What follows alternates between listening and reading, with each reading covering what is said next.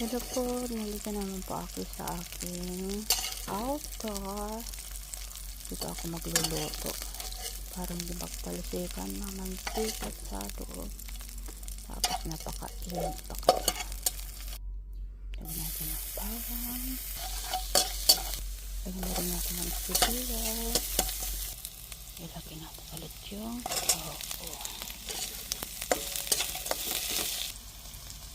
lagyan natin ng konting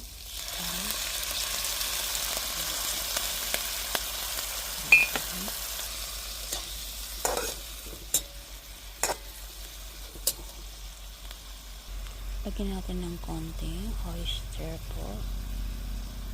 Ayan, ang palasa.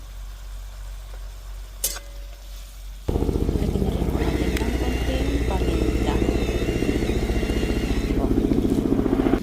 Spray pa lang natin ng spray onion. Okay na po ito.